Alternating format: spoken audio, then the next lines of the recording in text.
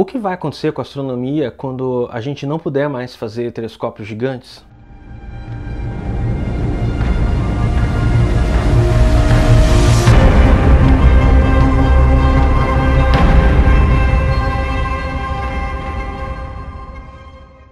Eu sou o Rubinho, astrofísico, e se você acabou de conectar, você caiu nos AstroTubers, seja bem-vindo! Hoje é um momento triste porque eu volto com o que é o último episódio da playlist Ferramentas de Astronomia. Pelo menos é o último episódio que eu programei. Quem sabe surge algum outro se eu ver que ainda precisamos abordar mais coisas. Se você não sabe do que eu estou falando, esta playlist Ferramentas da Astronomia é uma série de vídeos que eu programei para tentar explicar como os astrônomos usam e abusam das ferramentas que a gente tem para desvendar o universo. Se você quiser ver os outros vídeos da série, eu vou deixar o link aqui. Mas não esquece também, se você tiver no computador, de clicar com Ctrl apertado, assim abre outra janelinha. E não se preocupe, se você está no celular, eu vou deixar na descrição aqui também. Ou então assiste esse vídeo uma segunda vez para clicar ali. Tá, mas vamos pro vídeo. Ok, no vídeo de hoje eu quero falar sobre uma ferramenta interessante, mas para isso eu preciso preparar o terreno para vocês.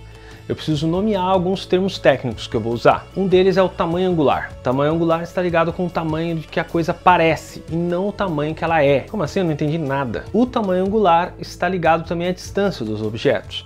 Observe essa imagem aqui. Repare que esse garoto e esse telescópio parecem ter o mesmo tamanho.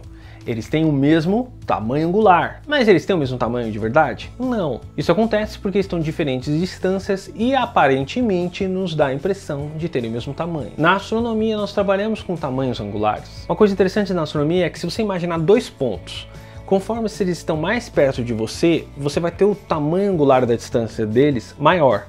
E se eles se afastarem, você vai ter o tamanho angular da distância deles menor. Até que eles vão se afastar bastante e talvez você não consiga enxergar que são dois corpos. Vai parecer um corpo só. A gente chama esse ponto onde a gente não consegue distinguir mais se são dois corpos ou são um como resolução angular. Um telescópio que vê uma resolução angular pequenininha é um telescópio bom. Quanto menor a sua resolução angular, melhor o telescópio. Pensa assim, você pega um telescópio que fala assim, ó, se esses objetos tiverem até uma grossura de um dedinho de distância entre eles, eu não consigo notar se são dois corpos ou são um. E aí você pega outro telescópio que fala assim, ó, se esses objetos tiverem até meia unha cortada de distância entre eles, eu consigo notar se eles são dois ou se são um. Ou seja, a resolução angular deste é melhor do que este. Resolução angular baixa, telescópio melhor. Deu para entender? História de resolução angular vem da ideia de resolver a imagem. Então a gente consegue resolver se tem dois pontinhos ou se tem um. Guarda na sua cabeça que então a resolução angular é melhor que ela seja baixa. Na astronomia a gente usa essa fórmula aqui, que é a fórmula de Rayleigh. Mas relaxa, eu sempre que dou uma equação eu acho que todo mundo vai largar o vídeo. Esquece todos esses termos, eles não são importantes. Pensa apenas nesse termo aqui embaixo, esse D. Esse D é o diâmetro do telescópio. Repara que ele é inversamente proporcional à resolução, ou seja, quanto maior o telescópio, menor a resolução. Em resumo claro, maior o telescópio, melhor as imagens que você tem. Simples, né? Caramba, hein? Que gênio você, hein? Você faz um vídeo para falar que quanto maior o telescópio, melhor. Eu já sei. Calma, eu tô colocando aqui o nosso problema. Fica calmo que eu vou explicar bem a história. O problema é o seguinte, a gente quer imagens cada vez melhores, a gente quer imagens cada vez mais profundas, mais tempo de integração, mais. A gente tem um limite aqui. Eu acho que o limite seria o raio da Terra, né? Pelo menos. Atualmente, o maior projeto de construção de telescópio é o EELT.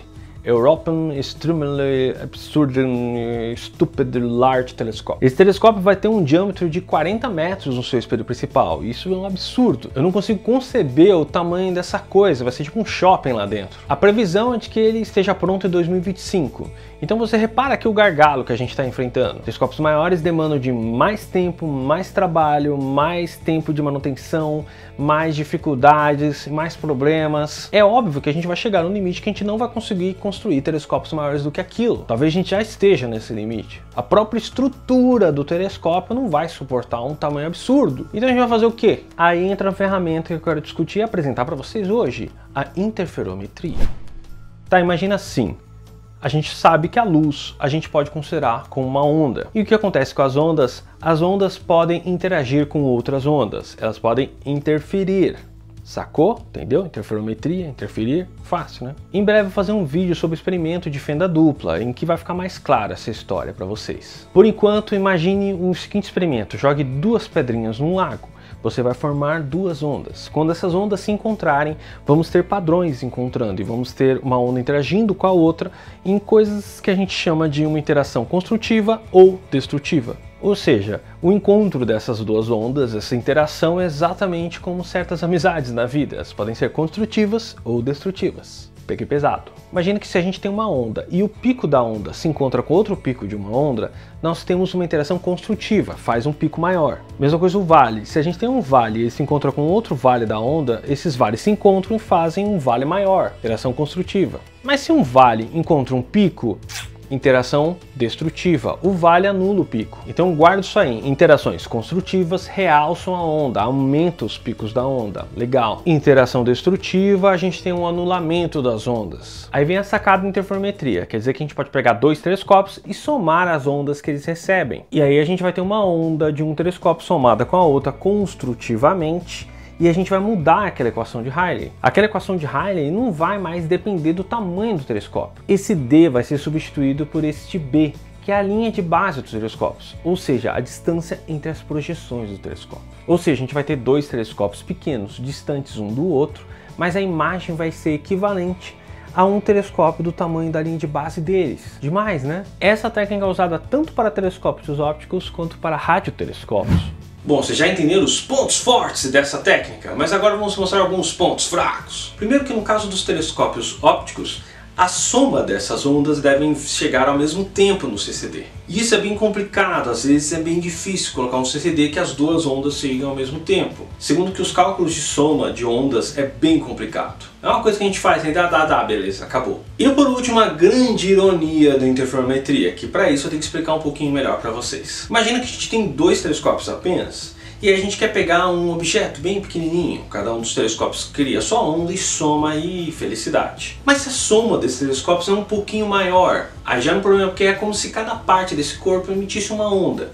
Então, por exemplo, a gente pode separar esse corpo em várias partezinhas e imaginar que esta parte aqui emite uma onda, esta outra parte emite uma onda, esta outra parte emite uma onda. E quando a gente soma essas ondas, elas começam a gerar uma soma destrutiva, porque o pico acaba caindo um pouco mais para lá, que está um vale.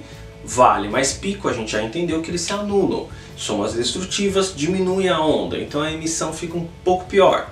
E se a gente tiver um corpo realmente grande, cada parte vai dar uma onda pra gente. Pico com vale, pico com vale, pico com vale. O pico vai ser somado com o vale, vai destruir tudo, a gente não vai ter emissão nenhuma. E aí entra a grande ironia da interferometria. Quanto maior o objeto, mais difícil a interferometria é para ver. Portanto, a interferometria é usada apenas para objetos incrivelmente pequenos. Sempre que eu falo de interferometria, eu gosto muito de citar o ESO Paranal. Se você curte astronomia, você deve conhecer essas imagens, pois saiba que esses telescópios podem se unir num grande megazord, quer dizer, num grande telescópio, usando interferometria. Nessas imagens que vocês estão vendo agora, dá para reparar pequenos telescópios. Esses telescópios pequenos são até móveis e eles podem se alinhar, formando diversos tipos de interferômetros. Pega 2 telescópios grandes, um pequeno, um grande e 2 pequenos, etc.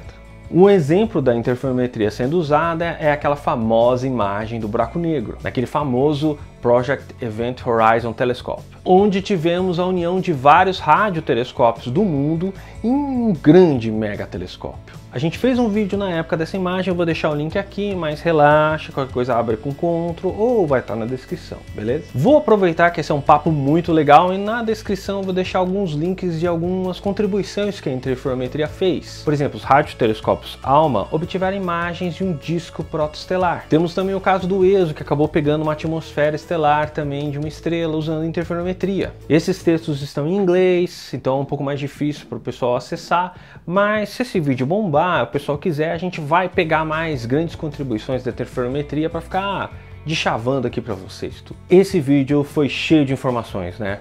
Mas relaxa, não precisa entender tudo, a gente não espera que você absorva tudo. Eu quero passar para vocês a ideia de como é importante essa ferramenta e como ela é usada. E você vê que faz sentido as descobertas que a gente faz usando essas ferramentas malucas. Aproveitando que se você chegou até aqui, você curte o canal com certeza, então por favor, se inscreva no canal, dá um like ou dislike, comenta, aumenta o engajamento da gente. até você pode se tornar um membro do canal. E se você quiser uma foto astronômica, é só acessar o link da Vestiverso. Nós estamos vendendo alguns produtos que vai ajudar os AstroTubers a continuar o nosso projeto.